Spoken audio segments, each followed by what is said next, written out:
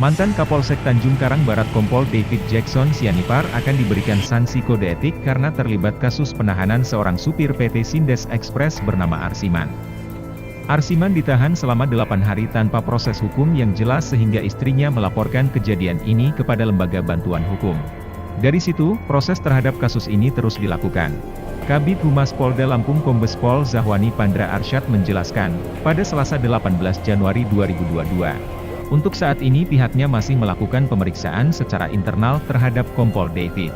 Selanjutnya akan dilakukan pemeriksaan mendalam dan jika unsur keterlibatannya terpenuhi, maka akan dilakukan sidang disiplin atau sidang kode etik profesi kepolisian.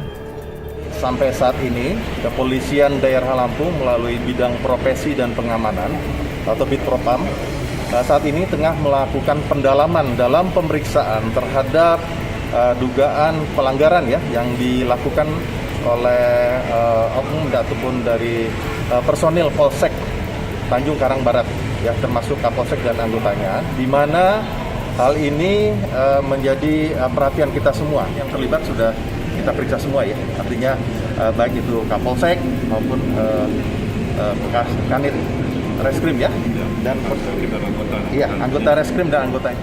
Dari perusahaan sendiri sudah ada yang dilakukan pemeriksaan, Pak? Oh jelas, itu sudah menjadikan mekanisme perusahaan ataupun orang yang melaporkan ini tentu sedang didalami ya. Tim Liputan Kupas TV pun berusaha mendatangi kantor PT Sindes Express yang berada di Jalan Ikan Jelabat, Bumi Waras, Bandar Lampung, untuk mengetahui bagaimana kronologi keterlibatan Kompol David dalam kasus ini. Akan tetapi, kantor tanpa plang nama dengan pagar berwarna hijau nomor 44 itu tertutup tanpa adanya penjagaan. Hanya ada satu karyawan yang hendak masuk, namun enggan memberikan keterangan. Selanjutnya tim Liputan Kupas TV berupaya menghubungi salah satu karyawan atas nama Hendra yang merupakan kepala kendaraan PT Sindes Express. Namun ia hanya mengatakan, seluruh proses hukum sudah dilimpahkan kepada kuasa hukum. Sedangkan ketika ditanya tentang kebenaran dirinya sebagai perwakilan perusahaan yang menjemput paksa korban dari kediamannya menuju Polsek TKB, Hendra membantah pertanyaan tersebut.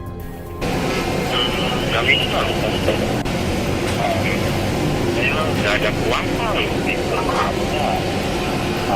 semua udah laporan ke polisian gitu. Saya kurang tahu ya nama jalannya ya, saya cuma satu saja. Ya cuma gini, saya nggak bisa jawab apa-apa karena saya cuma karyawan.